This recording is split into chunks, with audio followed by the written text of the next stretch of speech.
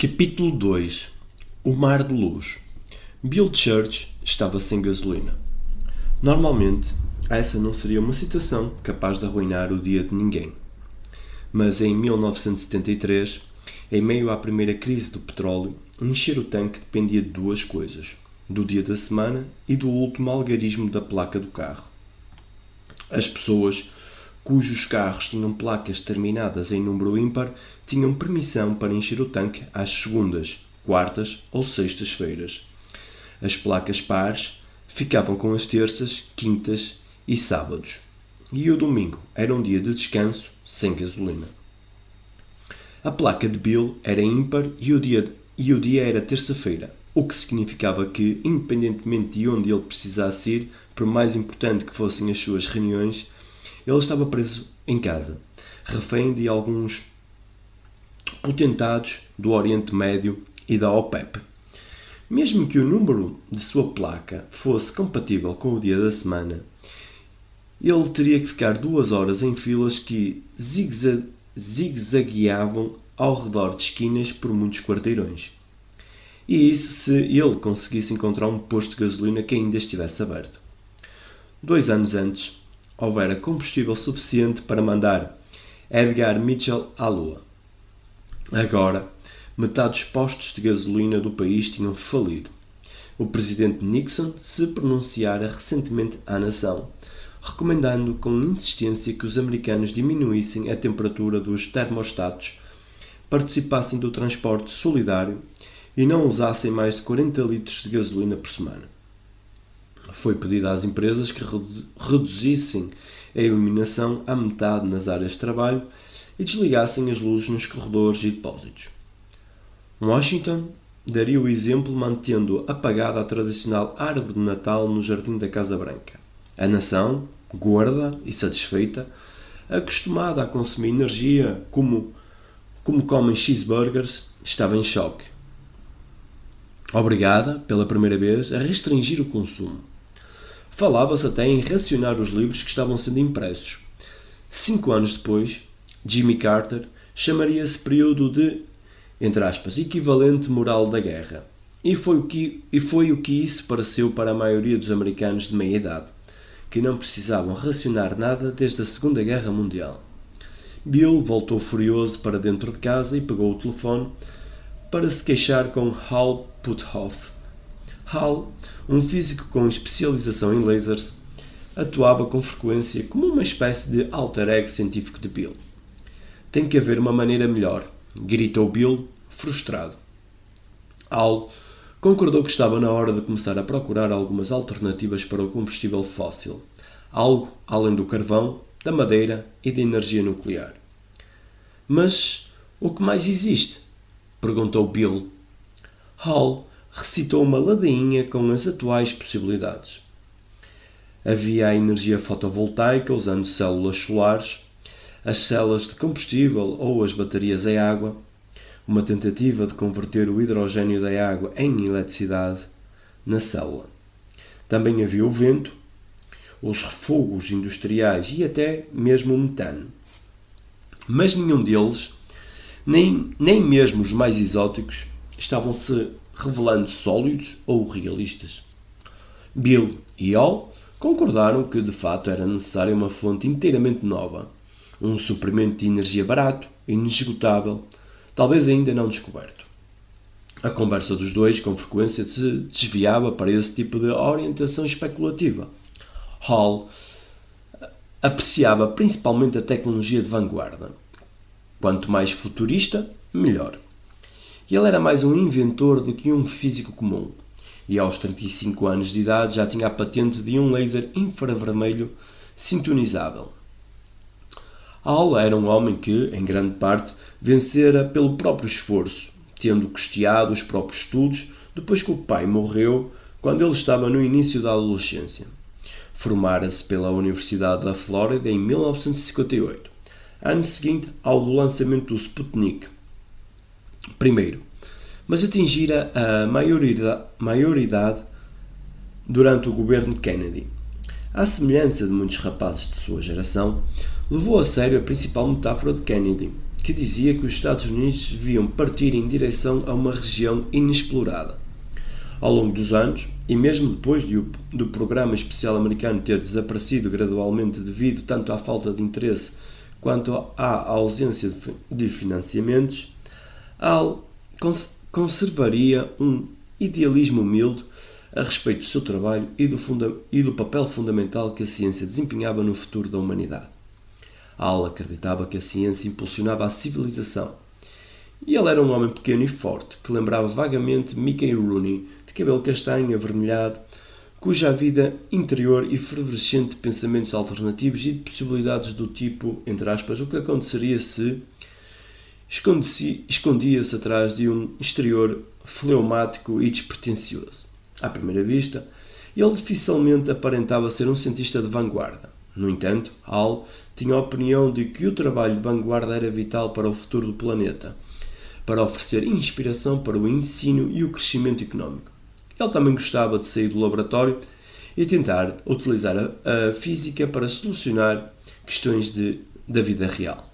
Bill Church podia ser um empresário de sucesso que compartilhava de grande parte do idealismo de Hall a respeito da influência da ciência na melhoria da civilização. Ele era um modesto Medici para o Da Vinci de Hall. Bill interrompeu a sua carreira científica quando foi convocado para administrar o negócio da família, Church Fried Chicken, a resposta texana ao Kentucky Fried Chicken. Ele despendera 10 anos no empreendimento e recentemente levaram o Church para o mercado. Ganhara o seu dinheiro e agora estava disposto a retomar as aspirações da sua juventude. Entretanto, por carecer da formação necessária, teve de fazê-lo por meio de um representante. Bill encontrara em Hall o seu perfeito equivalente, um físico talentoso disposto a se dedicar a áreas que os cientistas comuns poderiam descartar de imediato. Em setembro de 1982, Bill presentaria Hall com um relógio de ouro para assinalar a colaboração mútua. To Glaciar Genius from Snow. Eram as palavras gravadas no relógio. A ideia era que Hall era um silencioso inovador, obstinado e frio como uma geleira, e Bill, entre aspas, a neve que lançava novos desafios para ele. Existe um gigantesco reservatório de energia sobre o qual não falamos, declarou Hall. Todo o físico quântico, explicou ele, tem bastante consciência do campo de ponto zero. A mecânica quântica demonstrou que não existe o vácuo ou nada. O que temos a tendência de imaginar como sendo um vazio absoluto se toda a matéria e a energia fossem criadas do espaço é, se examinássemos até mesmo o espaço entre as estrelas a partir do ponto de vista subatómico, um enxame de atividade.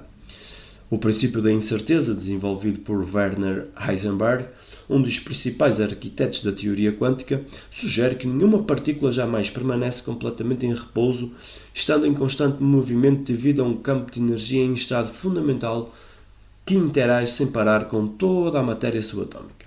Significa que a subestrutura básica do universo é um mar de campos quânticos que não podem ser eliminados por nenhuma lei conhecida da física. O que acreditamos ser o nosso universo estável e estático é, na verdade, um turbilhão fervilhante de partículas subatómicas que transitoriamente adquirem vida e deixam de existir. Embora o princípio de Heisenberg se refira mais notoriamente à incerteza agregada à mensuração das propriedades físicas do mundo subatómico, ele também tem outro significado. Não podemos conhecer simultaneamente a energia e o tempo de vida de uma partícula, de modo que um evento subatómico que ocorra dentro de um minúsculo intervalo de tempo envolve uma quantidade de energia incerta. Basicamente, devido às teorias de Einstein e à sua famosa equação E é igual a mc ao quadrado, que relaciona a energia à massa. Todas as partículas elementares interagem umas com as outras, trocando energia por meio de outras partículas quânticas, que acredita-se que surjam do nada, combinando-se e aniquilando umas às outras em menos de um instante. Menos 10 elevado a 23 segundos, para ser exata, causando flutuações aleatórias de energia sem nenhuma causa aparente. As partículas transitórias geradas durante esse breve momento são conhecidas como, entre aspas, partículas virtuais. Elas diferem das partículas reais porque só existem durante essa troca. O tempo de incerteza permitido pelo princípio da incerteza. Hall gostava de pensar nesse processo como algo semelhante ao borrifo desprendido de uma gigantesca catarata. E esse tango subatómico, por mais breve que seja, quando adicionado por todo o universo, dá origem a uma enorme energia, maior do que é contida em toda a matéria do mundo, também chamado pelos físicos de o vácuo. O campo de ponto zero foi chamado de zero porque as flutuações no campo ainda são detectáveis em temperaturas de zero absoluto, o estado energético mais baixo possível, do qual toda a matéria foi removida e supostamente nada resta para executar qualquer movimento. A energia do ponto zero era a energia presente no estado mais vazio do espaço, na energia mais baixa possível, do qual mais nenhuma energia poderia ser removida. O mais próximo que o movimento da matéria subatómica chega de zero. No entanto, por causa do princípio da incerteza, sempre haverá alguma agitação residual devido à troca de partículas virtuais que sempre foi descartada por se encontrar eternamente presente. Nas equações da física, a maioria dos físicos costumava remover a problemática energia do ponto zero, processo que se chama de renormalização. Como a energia do ponto zero estava sempre presente, afirmava a teoria, ela não alterava nada. Como não alterava nada, não era levada em conta. Hall estivera interessado no campo de ponto zero durante vários anos, desde que se deparara com os textos de Timothy Boyer da Universidade da cidade de Nova York, em uma biblioteca de física. Boyer havia demonstrado que a física clássica, aliada à existência de um fundo de campos de ponto zero flutuantes aleatórios, poderia explicar muitos dos estranhos fenómenos atribuídos à teoria quântica. Acreditar em Bohr significaria que não precisávamos de dois tipos de física, a newtoniana clássica e as leis quânticas, para esclarecer as propriedades do universo.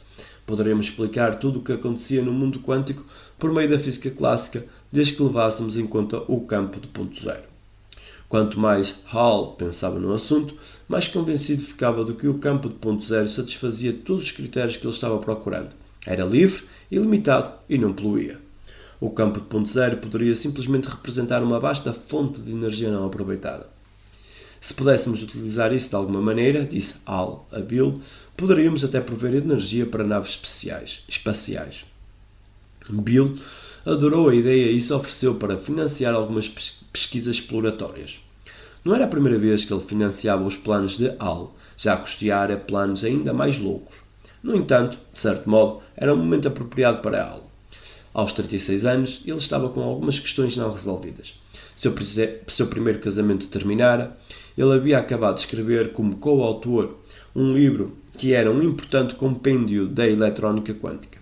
5 anos antes, ele obtivera o seu doutorado em engenharia elétrica em Stanford e se distinguira na área dos lasers.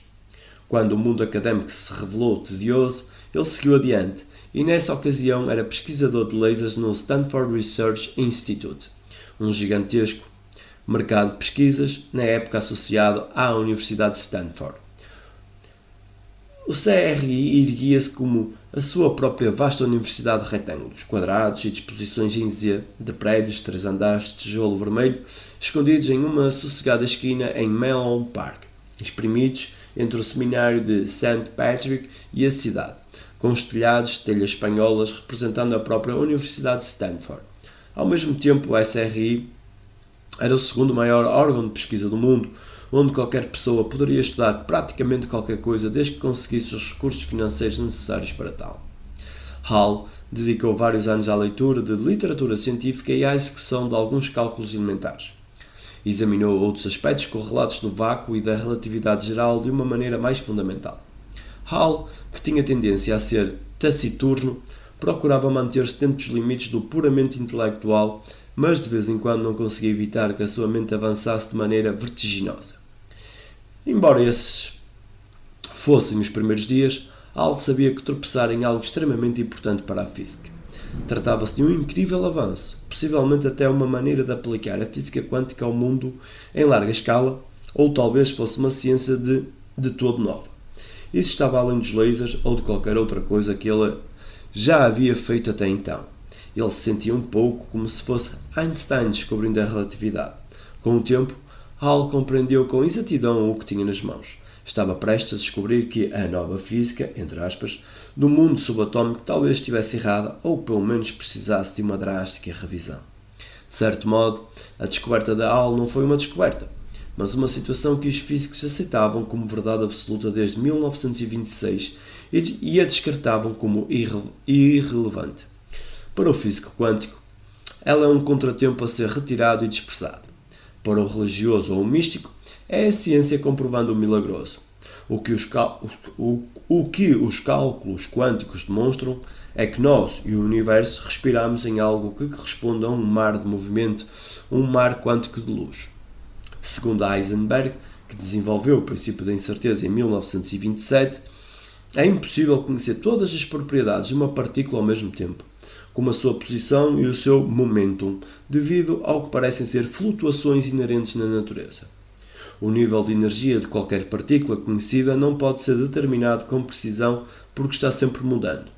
Parte desse princípio também estipula que nenhuma partícula subatómica pode ser levada a um repouso completo, pois ela sempre possuirá um minúsculo movimento residual.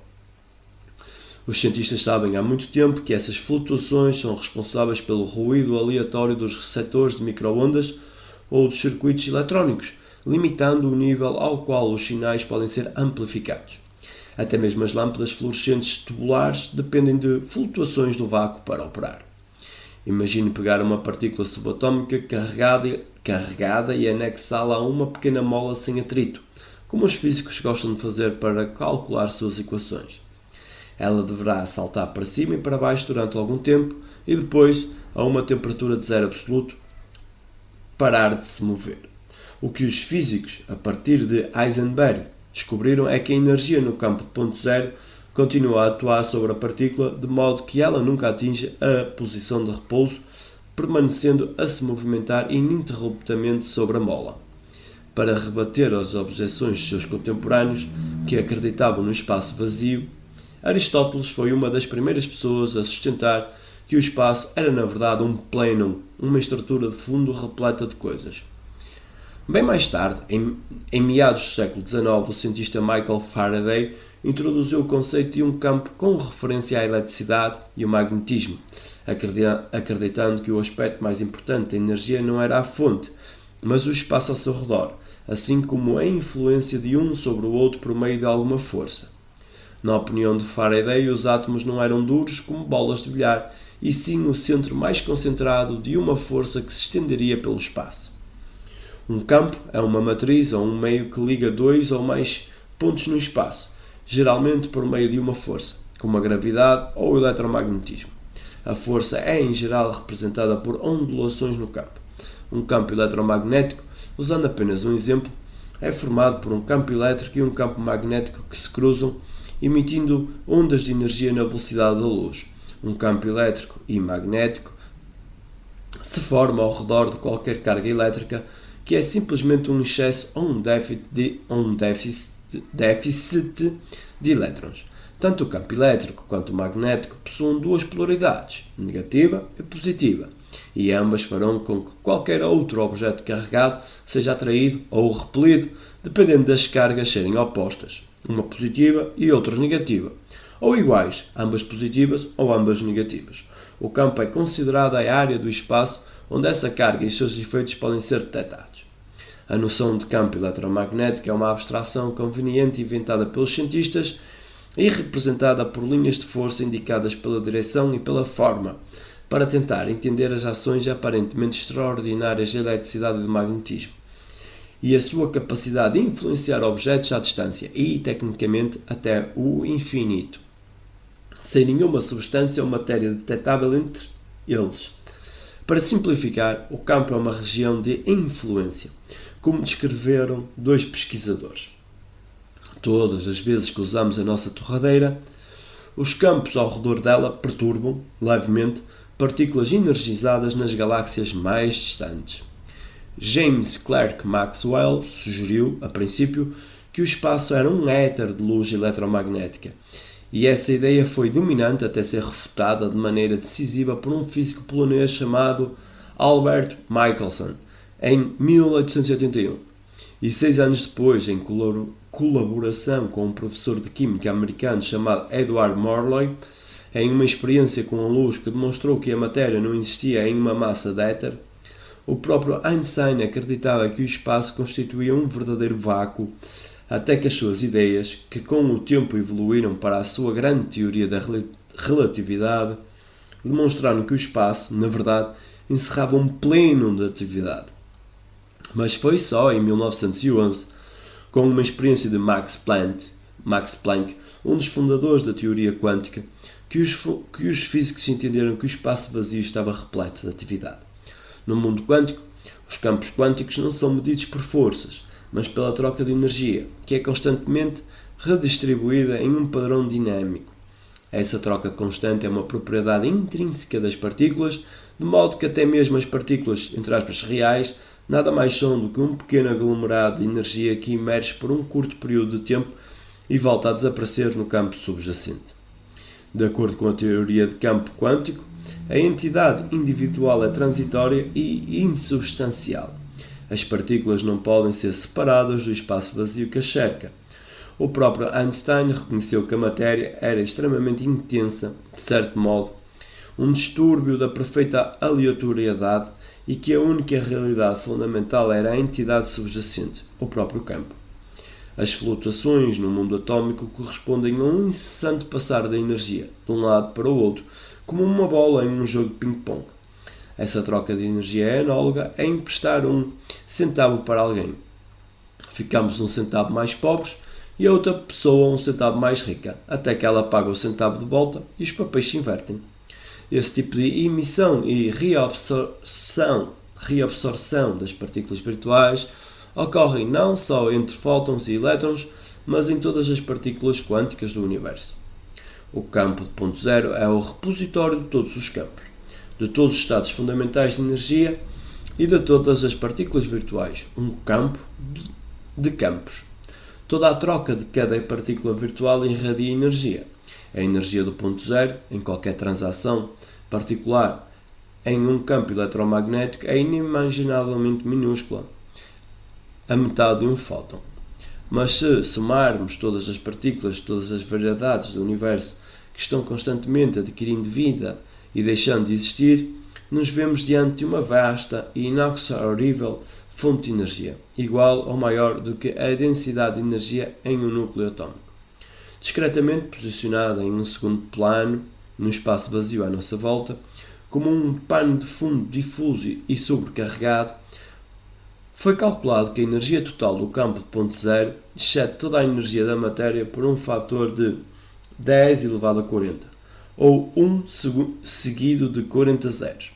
Como descreveu certa vez o grande físico Richard Feynman, ao tentar explicar uma ideia dessa magnitude. A energia em um único metro cúbico é suficiente para ferver todos os oceanos do mundo. O campo de ponto zero sugeria duas possibilidades irresistíveis para Hall. É claro que representava o santo grau da pesquisa sobre energia. Se pudéssemos de alguma maneira utilizar esse campo, poderíamos ter toda a energia que um dia iríamos precisar, não apenas para não faltar combustível na Terra, mas para a propulsão espacial que nos conduzirá às estrelas mais distantes.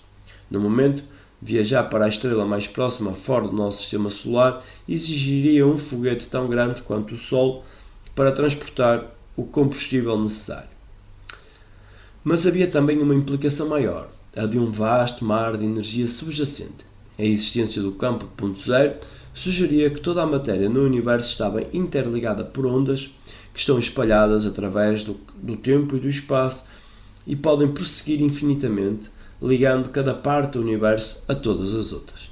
A ideia do campo talvez ofereça uma explicação científica para muitas questões metafísicas, como a crença chinesa na força vital, ou Qi, descrita nos textos antigos como algo semelhante a um campo de energia. Essa ideia refletia o relato da próxima máxima de Deus no Antigo Testamento: faça-se a luz, a partir do qual a matéria foi criada. Hall posteriormente viria a demonstrar em um trabalho publicado pela Physical Review, uma das publicações mais consagradas da física, que a existência do estado estável da matéria depende dessa permuta dinâmica de partículas subatómicas com um campo de energia de sustentação do ponto zero.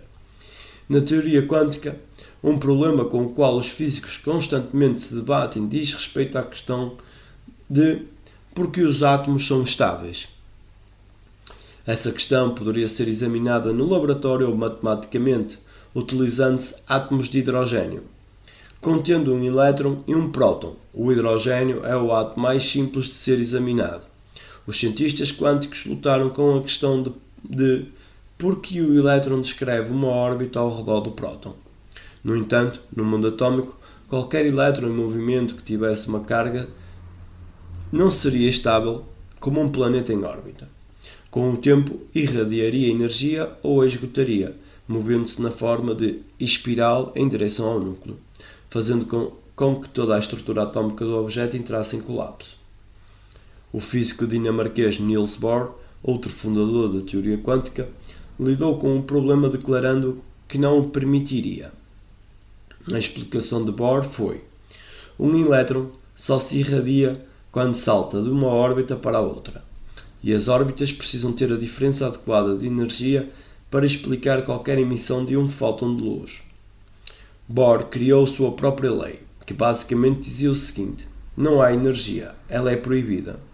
Proíbo que o elétron colapse. Essa afirmação e as suas implicações conduziram a outras suposições a respeito de a matéria e a energia possuírem características de onda e de partícula, o que mantinha os elétrons no lugar e em órbitas particulares e, em última análise, levavam ao desenvolvimento da mecânica quântica. Ao menos em termos matemáticos, não existe nenhuma dúvida de que Bohr estava certo ao prognosticar essa diferença nos níveis de energia. Mas o que Timothy Bower havia feito, e que Hall depois aperfeiçoou, foi demonstrar que se levarmos em conta o campo de ponto zero, não teremos que nos apoiar na máxima de Bohr. Podemos mostrar matematicamente que os elétrons constantemente ganham e perdem energia a partir do campo de ponto zero em um equilíbrio dinâmico equilibrado com exatidão na órbita certa. Os elétrons obtêm energia para seguir em frente sem perder velocidade porque se reabastecem utilizando essas flutuações do espaço vazio. Em outras palavras, o campo de ponto zero é responsável pela estabilidade do átomo de hidrogênio e, por inferência, pela estabilidade de toda a matéria. Hall demonstrou que, se interrompêssemos a energia do ponto zero, toda a estrutura atómica entraria em colapso. Hall também demonstrou por meio de cálculos físicos que as flutuações das ondas do campo de ponto zero determinam o movimento das partículas subatómicas e que todos os movimentos de todas as partículas do universo, por sua vez, geram o campo de ponto zero, uma espécie de circuito de feedback autogerador através do cosmos. Na cabeça de Hall, o processo era parecido com um gato que corre atrás do próprio rabo. Eis o que ele escreveu em um trabalho. A interação do campo de ponto zero equivale a um estado de vácuo subjacente, estável, do nível mais baixo, no qual a interação do campo de ponto zero simplesmente reproduz o estado existente em uma base de equilíbrio dinâmico. Isso implica, diz Hall, um tipo de estado fundamental autogerador e grandioso do universo, que a todo o tempo se renova e permanece constante, a não ser que seja de alguma maneira perturbado. Também significa que nós e toda a matéria do universo estamos literalmente conectados aos confins mais distantes do cosmos por meio de ondas de campo de ponto zero das mais imensas dimensões. De uma maneira bastante semelhante às ondulações do mar ou de um lago, no nível subatômico, as ondas são representadas por oscilações periódicas que se deslocam através de um meio, que neste caso é o campo de ponto zero. Elas são representadas por um S lateral ou uma curva senoidal, como uma corda de polar que é segurada nas duas pontas e balançada para cima e para baixo. A amplitude da onda é a metade da altura da curva da crista ao cávado. Em um único comprimento de onda, ou ciclo, é uma oscilação completa ou a distância entre, digamos, duas cristas ou os dois cávados adjacentes. A frequência é o número de ciclos em um segundo, em geral medida em Hertz, onde 1 Hertz equivale a 1 ciclo por segundo. No Reino Unido, a eletricidade da nossa rede elétrica é fornecida em uma frequência de 50 Hz ou ciclos por segundo. Nos Estados Unidos, a frequência é de 60 Hz. Os telefones celulares operam em 900 ou 1800 MHz. Quando os físicos usam o termo fase, estão-se referindo ao ponto em que a onda se encontra na sua jornada oscilante. Diz que duas ondas estão em fase quando ambas estão, na verdade, tendo um máximo ou um mínimo ao mesmo tempo, mesmo que tenham diferentes frequências ou amplitudes. Entrar em fase é o mesmo que entrar em sincronia. Um dos aspectos mais importantes das ondas é que elas são codificadoras e portadoras de informações. Quando duas ondas estão em fase e coincidem parcialmente uma com a outra, o que é chamado de interferência, a amplitude combinada das ondas é maior do que a amplitude individual. O sinal fica mais forte. Isso equivale a uma impressão ou troca de informações chamada de interferência construtiva. Se uma está chegando ao máximo e a outra ao mínimo, elas tendem a se neutralizar mutuamente, processo a que se chama interferência destrutiva. Depois que colidem, cada onda passa a conter informações a respeito da outra sobre a forma de codificação de energia, além das outras informações que já continha.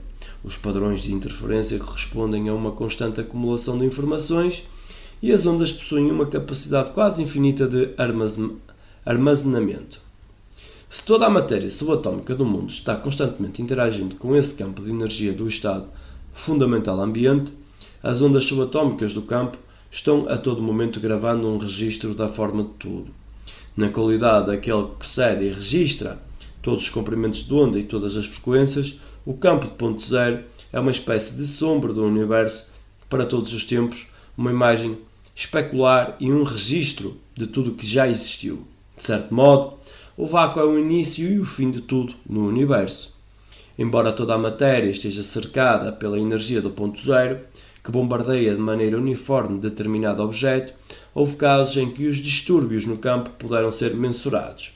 Um dos distúrbios causados pelo campo de ponto zero é o deslocamento de Lamb, que recebeu o nome em homenagem ao físico americano Willis Lamb e foi desenvolvido durante a década de 1940 com a utilização de um radar do período da guerra, que mostram que as flutuações do ponto zero fazem com que os elétrons se desloquem um pouco em suas órbitas, provocando desvios de cerca de 1000 MHz na frequência.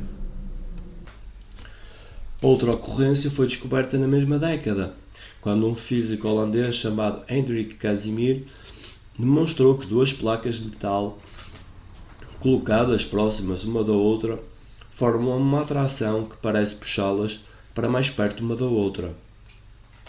Isso acontece porque, quando duas placas são colocadas bem perto uma da outra, as ondas do ponto zero entre as placas ficam restringidas àquelas que essencialmente abarcam a lacuna. Como alguns comprimentos de onda do campo são excluídos, isso provoca um distúrbio no equilíbrio do campo e o resultado é um desequilíbrio de energia, com menos energia no intervalo entre as placas do que no espaço vazio do lado de fora. Essa maior densidade de energia faz com que as duas placas de metal se atraiam. Outra demonstração clássica do campo de ponto zero é o efeito Van der Waals, que também recebeu um nome em homenagem ao seu descobridor, o físico holandês Johannes Diederik van der Waals. Ele descobriu que forças de atração e repulsão atuam entre os átomos e as moléculas por causa da maneira como a carga elétrica é distribuída. E com o tempo descobriu-se que, uma vez mais, isso tem a ver com um desequilíbrio local no equilíbrio do campo. Essa propriedade permite que certos gases se transformem em líquidos. Também foi demonstrado que a emissão espontânea, quando os átomos decaem e emitem radiação sem nenhuma razão aparente, é um efeito do campo de ponto zero. Timothy Bower, o físico cujo trabalho entusiasmou Puthoff, demonstrou que muitas das propriedades do outro lado do espelho da matéria subatômica com os quais os físicos se debatiam e que resultaram na formulação de um conjunto de estranhas regras quânticas poderiam facilmente ser explicadas na física clássica, desde que o campo de ponto zero fosse incluído como um fator. A incerteza, a dualidade onda-partícula, o movimento flutuante das partículas, tudo tinha a ver com a interação da matéria e o campo de ponto zero. Hall até mesmo começou a se perguntar se isso não poderia explicar o que continua a ser a mais misteriosa e exasperante das forças, a gravidade. A gravidade é a Waterloo da física. A tentativa de entender a base dessa propriedade fundamental da matéria e do universo tem atormentado os maiores génios da física. O próprio Einstein, que foi capaz de descrever a gravidade de uma maneira bastante satisfatória por meio da sua teoria da relatividade, não conseguiu explicar qual era a origem dela. Ao longo dos anos, muitos físicos, inclusive Einstein, fizeram diversas tentativas.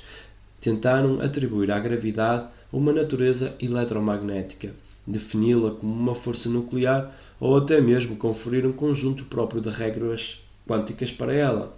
Mas tudo foi inútil. Mais tarde, em 1968, o respeitado físico soviético Andrei Sakharov virou de cabeça para baixo a premissa habitual. E se a gravidade não fosse uma interação entre objetos, e sim um efeito residual?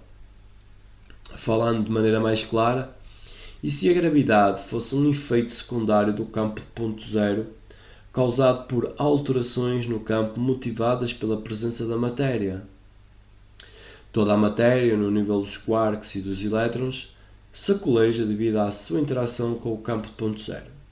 Uma das regras da eletrodinâmica é que uma partícula energizada flutuante emite um campo de radiação eletromagnético.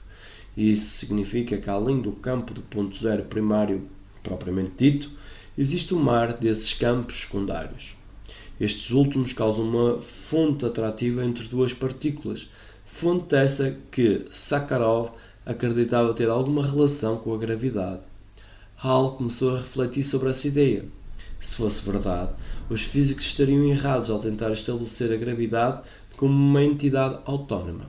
Em vez disso, ela deveria ser considerada uma espécie de pressão. Ele começou a pensar a gravidade como uma espécie de efeito Casimir de longo alcance, com dois objetos que bloqueavam algumas das ondas do campo de ponto zero, passando a ser atraídos um pelo outro. Ou talvez ela fosse até mesmo uma força Van der Waals de longo alcance, como a atração de dois átomos situados a determinada distância. Uma partícula no campo de ponto zero começa a vibrar devido à sua interação com o mesmo. Duas partículas, além de possuírem suas próprias vibrações, são influenciadas pelo campo gerado por outras partículas que também estão vibrando do seu modo particular. Por conseguinte, os campos gerados por essas partículas, que representam um escudo parcial do difuso campo de ponto zero do estado fundamental, causam a atração que chamamos de gravidade. Sakharov desenvolveu essas ideias apenas como uma hipótese. Plutov foi mais adiante e começou a formulá-las matematicamente. Demonstrou que os efeitos gravitacionais eram totalmente compatíveis com o movimento da partícula do ponto zero, que os alemães tinham apelidado de Zitterbewegung, ou movimento trepidante. Relacionar a gravidade com a energia do ponto zero solucionou vários enigmas que confundiam os físicos há muitos séculos. Respondeu, por exemplo, à pergunta de por que a gravidade é fraca e por que não pode ser neutralizada. O próprio campo de ponto zero, que está sempre presente, não pode ser neutralizado por completo. Explicou também porque podemos ter uma massa positiva, mas não uma negativa. Por fim, reuniu a gravidade às outras forças da física, como a força nuclear e o eletromagnetismo, formando uma teoria convincente e unificada, algo que os físicos sempre estiveram ansiosos por fazer, mas nunca haviam conseguido. Hall publicou a sua teoria da gravidade e obteve aplausos educados e comedidos. Embora ninguém tenha se apressado em reproduzir os seus dados, ao menos ele não foi ridicularizado. Embora o que tivesse escrito contrariasse fundamentalmente a base da física do século XIX. A física quântica afirma que uma partícula pode ser simultaneamente uma onda, a não ser que seja observada e em seguida mensurada. no momento em que todas as suas possibilidades colapsam em uma entidade fixa. Já a teoria de Hall diz que uma partícula é sempre uma partícula e seu estado apenas aparece indeterminado porque ela está constantemente interagindo com esse campo de energia no segundo plano. Outra qualidade de partículas subatómicas, como os elétrons, que é considerada um dado básico na teoria quântica, é a não-localidade, a misteriosa ação à distância de Einstein. Essa qualidade também pode ser explicada pelo campo de ponto zero. Para Hall, ela era análoga a duas varas fincadas na areia à beira do oceano, prestes a serem atingidas por uma onda. Se não desconhecêssemos a existência da onda e as duas varas tombassem por causa dela, uma depois da outra, poderíamos achar que uma delas havia afetado a outra à distância e chamar isso de um efeito não local. Mas, e se as flutuações do ponto zero fossem um mecanismo subjacente que atuasse sobre entidades quânticas e fizesse com que uma entidade afetasse a outra? Se isso fosse verdade, significaria que cada parte do universo poderia estar instantaneamente em contato com todas as outras. Enquanto dava seguimento ao seu trabalho no SRI, Hall montou um pequeno laboratório em Pescadero, nos contrafortes do litoral norte da Califórnia, dentro da casa de Ken Shoulders, um brilhante engenheiro pesquisador que ele conhecia havia anos e a quem contratara recentemente para ajudá-lo. Hall e Ken começaram a trabalhar na tecnologia da carga condensada, uma versão sofisticada de quando esfregamos o pé no tapete e depois levamos um choque quando tocamos em algum objeto de metal. Os elétrons se repelem e não gostam de ser colocados muito perto uns dos outros.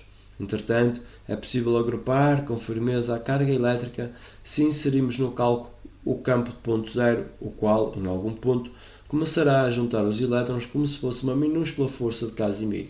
E isso nos permite desenvolver instrumentos eletrónicos em espaços muito pequenos. Hall e Kahn começaram a produzir aparelhos que usavam essa energia e depois patenteavam as descobertas.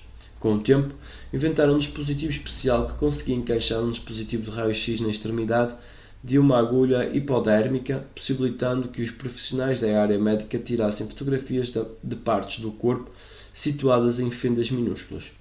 Depois, desenvolveram um dispositivo de radar gerador de sinal de alta frequência que possibilitava que o radar fosse gerado a partir de uma fonte que não era maior do que um cartão de crédito. Eles mais tarde estariam entre os primeiros a projetar uma televisão de tela plana com a largura de um quadro pendurado na parede. Todas as patentes foram aceitas com a explicação de que a suprema fonte de energia parece ser a radiação do ponto zero do contínuo do vácuo. As descobertas de Hall e Kahn receberam um impulso inesperado quando o Pentágono, que classifica as novas tecnologias em ordem de importância para a nação, relacionou a tecnologia da carga condensada, como era chamada na época a pesquisa da energia do ponto zero, como o item número 3 na lista de assuntos nacionais essenciais, vindo depois apenas dos bombardeiros invisíveis e da computação óptica. Um ano mais tarde, a tecnologia de carga condensada avançaria para a segunda posição.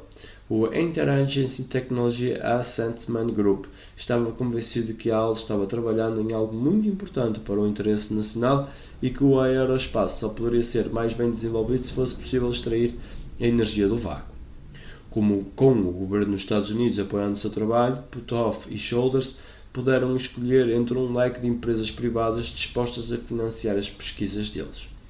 Em 1989, por fim, aceitaram a oferta da Boeing, que estava interessada num minúsculo dispositivo de radar deles e planejava financiar o desenvolvimento do mesmo como parte de um grande projeto.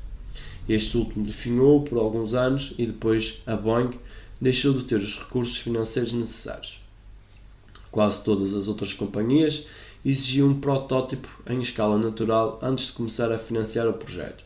Hall decidiu criar a sua própria empresa para desenvolver o dispositivo de raio-x. Chegou a percorrer metade do caminho nessa direção, mas lhe ocorreu que estava prestes a fazer um desvio indesejável. Hall poderia ganhar muito dinheiro, mas ele só estava interessado no projeto por causa do dinheiro que poderia usar para financiar a sua pesquisa em energia. Ele calculou que fundar e administrar a sua empresa tomaria pelo menos 10 anos de sua vida, assim como o negócio de família de Bill consumir uma década da vida dele. Era bem melhor, raciocinou Hall, simplesmente procurar um financiamento para a pesquisa da energia propriamente dita. Naquele momento, Al tomou uma decisão. Manteria sua mente voltada para o objeto altruísta com o qual começara e com o tempo apostaria todas as suas fichas nele. Primeiro o serviço, em seguida a glória e, por último, caso acontecesse, a remuneração. Al esperaria quase 20 anos para que outra pessoa reproduzisse e expandisse suas teorias. A confirmação chegou a uma mensagem telefónica, deixada às 3 horas da manhã, que teria parecido arrogante, até mesmo ridícula, para a maioria dos físicos. Bernie Reich estivera concluindo alguns detalhes finais em seu escritório, em Lockheed, Palo Alto, preparando-se para se dedicar a uma bolsa de pesquisa que conseguira no Instituto Max Planck em Garching, Alemanha. Bernie era um astrofísico que aguardava ansioso pela última parte do verão, que passaria fazendo pesquisas sobre a emissão de raios X pelas estrelas e achava que tinha tido sorte por ter conseguido essa oportunidade. Bernie era um híbrido estranho. Tinha uma postura formal e cautelosa no trabalho que camuflava uma expressividade que encontrava seu escoadouro escrevendo canções folclóricas. No laboratório, contudo, ele era tão pouco inclinado a exageros quanto o seu amigo colombiano Alfonso Rueda, respeitado físico e especialista em matemática aplicada da Universidade do Estado da Califórnia em Long Beach, que deixara a mensagem. Os físicos dificilmente eram famosos por terem algum senso de humor em relação ao trabalho deles, e o Rueda era um homem quieto e detalhista, com certeza pouco inclinado à presunção. Talvez aquela fosse uma pegadinha idealizada pelo colombiano. A mensagem deixada na secretária eletrónica de Reich dizia o seguinte, entre aspas, "Oh meu Deus, acho que acabo de deduzir F igual a MA." Para um físico, uma pessoa fazer essa declaração era o mesmo que dizer que havia resolvido uma equação matemática que provava a existência de Deus. Nesse caso, Deus era o Newton e F igual a MA, o primeiro mandamento. A fórmula F igual a MA é o princípio central da física, postulado em 1687 por Newton em seu Principia, a Bíblia da Física Clássica, como a equação fundamental do movimento. Ele era tão crucial para a teoria da física que era um dado básico, um postulado, não era uma coisa demonstrável, era simplesmente algo que se supunha ser verdade e jamais era colocado em discussão. A força é igual à massa, ou à inércia, multiplicada pela aceleração, ou então a aceleração que obtemos é inversamente proporcional à massa para qualquer força considerada. A inércia, a tendência dos objetos ficarem quietos no lugar e terem dificuldade para entrar em movimento, e uma vez em movimento terem dificuldade em parar, se opõe à nossa capacidade de aumentar a velocidade de um objeto. Quanto maior o objeto, mais força é necessária para fazer com que ele entre em movimento. A quantidade de esforço para arremessar uma mosca por muitos metros não fará um hipopótamo começar a sair do lugar.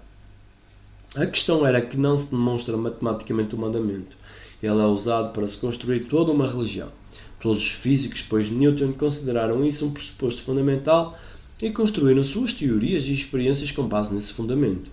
O postulado de Newton havia definido a massa inercial e estabelecido o fundamento da mecânica quântica para os últimos 300 anos.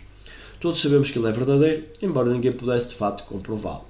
E agora, Alfonso Rueda estava afirmando na mensagem telefónica que essa equação, a mais famosa da física depois de E igual a mc ao quadrado, era o resultado final de um complicado cálculo matemático ao qual ele vinha laboriosamente se dedicando até altas horas da noite durante muitos meses. Ele enviaria os detalhes para Reich na Alemanha. Embora estivesse envolvido com o trabalho do aeroespaço, Bernie Reich lera algumas dissertações de Alf Puthoff e se interessara pelo campo ponto zero, em grande parte por ser uma possível fonte de energia para as viagens espaciais de longa distância. Bernie foi inspirado pelo trabalho de físicos britânicos Paul Davies e William Onrush da University of British Columbia. Os dois haviam descoberto que se nos deslocamos a uma velocidade constante através do vácuo, nada parece mudar. No entanto, assim que começamos a acelerar, o vácuo começa a parecer um mar morto de radiação de calor a partir da nossa perspectiva enquanto nos movemos. Bernoulli começou a se perguntar se a inércia, à semelhança dessa radiação de calor, seria causada pela aceleração através do vácuo. Depois, em uma conferência, ele conhecera Rueda, um cientista famoso com uma extensa formação em matemática de alto nível, e após muito encorajamento e estímulo da parte de Bernoulli, o quase sempre austero Rueda começou a trabalhar na análise que envolveu o campo de ponto zero e um oscilador idealizado, um dispositivo fundamental usado para resolver muitos problemas clássicos da física. Embora Bernoulli tivesse a sua própria qualificação técnica, precisava de um matemático de alto nível para fazer os cálculos. Ele ficara intrigado com o trabalho de Hall sobre a gravidade e admitia a possibilidade de que talvez houvesse uma ligação entre a inércia e o campo de ponto zero. Muitos meses mais tarde, Rueda concluiu os cálculos. Descobriu que um oscilador obrigado a acelerar através do campo de ponto zero enfrentará a resistência e que essa resistência será proporcional à aceleração. Parecia, para o mundo inteiro, que eles tinham acabado de conseguir mostrar porque F igual a ma não era mais do que isso, porque Newton havia simplesmente se dignado a defini-lo como tal. Se Alfonso estivesse certo, um dos axiomas fundamentais do mundo fora reduzido a algo que poderíamos deduzir da eletrodinâmica. Não tínhamos que pressupor nada, poderíamos provar que Newton estava correto simplesmente levando em consideração o campo de ponto zero. Após receber os cálculos de Rueda, Bernoulli entrou em contato com Hall Puthoff e os três decidiram trabalhar juntos. Bernoulli escreveu um texto muito longo sobre o assunto. Depois de alguma relutância, a Physical Review, publicação tradicional e prestigiosa da física, publicou o texto sem alterações em fevereiro de 1994. O trabalho mostrou que a propriedade de inércia que todos os objetos do universo físico possuem era simplesmente a resistência a ser acelerada através do campo de ponto zero. No texto, eles mostraram que a inércia é o que se chama de força Lorentz, uma força que reduz a velocidade das partículas que se deslocam em um campo magnético. Neste caso, o campo magnético é um componente do campo de ponto zero reagindo com as partículas atómicas carregadas.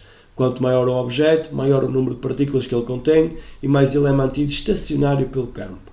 Basicamente, o que eles estavam dizendo era que o material sólido e estável que chamávamos de matéria, a qual todos os físicos a partir de Newton têm atribuído uma massa inata, era uma ilusão. Tudo o que estava acontecendo era que esse mar de energia em segundo plano estava oferecendo uma resistência à aceleração ao agarrarem-se às partículas subatómicas sempre que empurramos um objeto. A massa, aos olhos desses três cientistas, era um dispositivo de escrituração contável, um placeholder temporário, para um efeito mais geral de reação no vácuo quântico. Hall também compreendeu que a descoberta que tinham feito influenciava a famosa equação E igual a mc ao quadrado de Einstein. Esta equação sempre indicou que a energia, uma entidade física definida no universo, se transforma em massa ou outra entidade física definida. Hall percebia agora que o relacionamento da massa com a energia era mais uma declaração a respeito da energia dos quarks e elétrons no que chamamos de matéria, originada pela interação com as flutuações do campo de ponto zero. O que eles estavam querendo dizer, na linguagem bem educada e neutra da física, era que a matéria não é uma propriedade fundamental da física. A equação de Einstein era simplesmente uma receita para a quantidade de energia necessária para criar a impressão de massa. Significa que não existem duas entidades físicas fundamentais, uma coisa material e outra imaterial, mas apenas uma, a energia.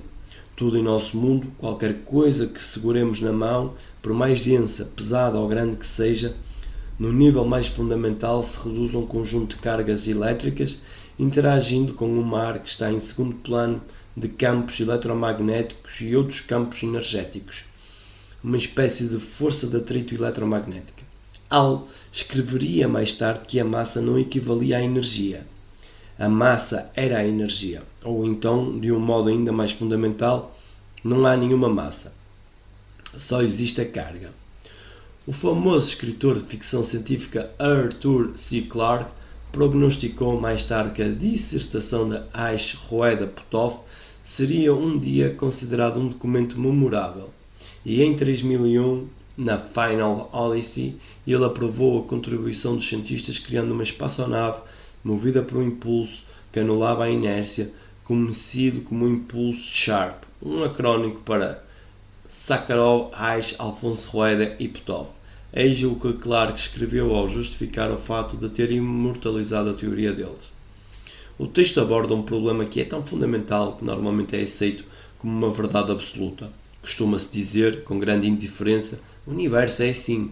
A pergunta que HR e P fizeram é a seguinte: o que confere massa ou inércia a um objeto para que ele requeira um esforço para começar a se mover e exatamente o mesmo esforço para ser devolvido ao seu estado inicial? A resposta temporária que eles deram depende do fato pouco conhecido, impressionante e extrínseco às torres de marfim dos físicos, do que o suposto espaço vazio é um caldeirão de energias em evolução. O campo ponto zero HRP propõe que tanto a inércia quanto a gravidade são fenómenos eletromagnéticos resultantes da interação com esse campo. Tem havido inúmeras tentativas que remontam a Faraday de associar a gravidade ao magnetismo e, embora muitos pesquisadores afirmem ter obtido sucesso, nenhum dos resultados jamais foi confirmado. Entretanto, se a teoria de HR e P puder ser comprovada, ela abrirá a perspectiva, por mais remota que seja, de os impulsos espaciais antigravitacionais, assim como a possibilidade ainda mais fantástica de se controlar a inércia. Isso poderia conduzir a algumas situações interessantes. Se tocássemos delicadamente em alguém, a pessoa de imediato desapareceria a milhares de km por hora, até surgir do outro lado da sala um milésimo de segundo depois. A boa notícia é que os acidentes de trânsito seriam praticamente impossíveis. Os automóveis e os passageiros poderiam se chocar a qualquer velocidade sem sofrer qualquer dano. Em um artigo a respeito das futuras viagens espaciais que escreveu, Clarke disse o seguinte: se eu fosse um dos administradores da NASA, determinaria aos meus subordinados mais jovens e brilhantes, ninguém com mais de 25 precisaria se candidatar, que observassem longa e objetivamente as equações de Puthoff. Mais tarde, Reich, Rueda e Daniel Cole da IBM publicariam um trabalho mostrando que o universo deve sua estrutura ao campo de ponto zero. Na opinião deles, o vácuo faz com que as partículas se acelerem, o que, por sua vez, as leva a se aglutinar em uma energia concentrada ou no que chamamos de matéria. De certo modo, os membros da equipa Sharp fizeram o que Einstein não havia conseguido: comprovaram uma das leis mais fundamentais do universo e encontraram uma explicação para um de seus maiores mistérios. O campo de ponto zero foi instituído com a base de uma série de fenómenos físicos fundamentais. Bernie Eich, com os seus anos de NASA, estava voltado para as possibilidades abertas às viagens espaciais, tendo a inércia, a massa e a gravidade ligadas a esse mar de energia situado em segundo plano. Tal como ele, como Hall, obtiveram financiamento para desenvolver uma fonte de energia extraída do vácuo. No caso de Bernie Eich, as verbas vieram do servidor da NASA, que estava ansioso para promover viagens espaciais. Se fosse possível extrair energia do campo de ponto zero, a partir de onde quer que estivéssemos no universo, não precisaríamos carregar combustível connosco. Poderíamos simplesmente içar as velas no espaço e recorrer ao campo de ponto zero, uma espécie de vento universal, sempre que precisássemos. Hall Puthoff demonstrara, em outra dissertação, também em coautoria com Daniel Cole, que em princípio nada havia nas leis da termodinâmica que excluíssem a possibilidade de que se extraísse energia do campo de ponto zero. A outra ideia era manipular as ondas do campo de ponto zero para que pudessem agir como uma força unilateral, empurrando o nosso veículo. Bernie imaginou que, em algum ponto do futuro, talvez fosse possível simplesmente ajustar o nosso transformador de ondas, e seguir em frente. No entanto, o que é ainda mais exótico, se pudéssemos modificar ou desligar a inércia, talvez fôssemos capazes de dar a partida em um foguete com muita pouca energia, apenas modificando as forças que o impedem de se mover. Ou então poderíamos usar um foguete muito rápido, modificando a inércia dos astronautas, de maneira que eles não fossem achatados pelas forças da gravidade. E se pudéssemos, de algum modo, desligar a gravidade, poderíamos alterar o peso do foguete ou a força necessária para acelerá-lo. As possibilidades eram intermináveis. Mas esse não era o único aspecto da energia do ponto zero. Em alguns de seus outros trabalhos, Hall se deparara com pesquisas sobre a levitação. A visão cética moderna era que essas façanhas eram executadas por meio de truques ou eram alucinações de fanáticos religiosos. Porém, muitas das pessoas que haviam tentado desmascarar esses feitos tinham falhado. Hall encontrou anotações requintadas sobre tais eventos. Para o físico que existia dentro dele, que sempre precisava desmontar uma situação considerada e examinar as partes, como fizeram na juventude com os aparelhos usados pelos rádios amadores, o que estava sendo descrito parecia ser um fenómeno relativístico. A levitação é categorizada como psicocinese, que é a capacidade dos seres humanos fazerem com que objetos, ou as próprias pessoas, se movimentem na ausência de qualquer força conhecida. Os casos registrados de levitação com os quais Hall havia topado só pareciam possíveis em termos físicos se a gravidade tivesse sido de alguma maneira manipulada. Se essas flutuações no vácuo, consideradas tão inexpressíveis pela maioria dos físicos quânticos, de fato correspondessem a algo que pudesse ser aproveitado à vontade, fosse para abastecer automóveis ou para mover objetos apenas concentrando nossa atenção neles, então as implicações não só de sua utilização como combustível serão enormes em todos os aspectos da nossa vida. Poderia ser a coisa mais próxima que temos do que em Guerra nas Estrelas era chamado de a força. Em seu trabalho profissional, Hall tinha o cuidado de permanecer sempre dentro dos limites da teoria conservadora da física. Entretanto, no âmbito pessoal, estava começando a entender as implicações metafísicas de um mar de energia existente em um plano de fundo. Se a matéria não era estável, e sim um elemento essencial em um ambiente subjacente, um mar aleatório de energia, então deveria ser possível utilizá-la como uma matriz vazia sobre a qual padrões coerentes poderiam ser inscritos, ainda mais porque o campo de ponto zero havia registrado tudo que já acontecera no mundo por intermédio da codificação da interferência das ondas. Esse tipo de informação poderia explicar a partícula coerente e as estruturas de campo. Mas também poderia haver uma escada ascendente de outras possíveis estruturas de informação, talvez campos coerentes ao redor de organismos vivos, ou, quem sabe, isso funcionaria como uma memória não bioquímica no universo. Poderia até ser possível, de alguma maneira, organizar essas flutuações por meio de um ato de vontade, como Clarke escreveu. É possível que já estejamos fazendo uso disso de uma maneira bem diminuta, o que talvez explique alguns dos resultados anómalos, over unity, que hoje estão sendo relatados em muitos dispositivos experimentais por técnicos aparentemente respeitáveis. Assim como Reich, Hall era um físico que não deixava a sua mente correr à solta, mas quando ele se permitiu alguns momentos de especulação, percebeu que isso representava nada menos do que um conceito unificador do universo, que mostrava que tudo estava de algum modo conectado e equilibrado com o resto do cosmos. A moeda corrente do universo poderia ser a informação adquirida, estampada sobre esse campo fluido e imutável de informação. O campo demonstrou que a verdadeira moeda corrente do universo, a razão da sua estabilidade, é uma troca de energia. Se estávamos todos ligados por meio do campo, então talvez fosse possível recorrer a esse vasto reservatório de informação de energia e extrair informações dele. Com um banco de energia tão vasto a ser utilizado, praticamente qualquer coisa era possível se os seres humanos tivessem algum tipo de estrutura quântica que lhes permitisse ter acesso a ele. Mas havia o obstáculo. Tudo isso exigiria que o nosso corpo operasse de acordo com as leis do mundo quântico.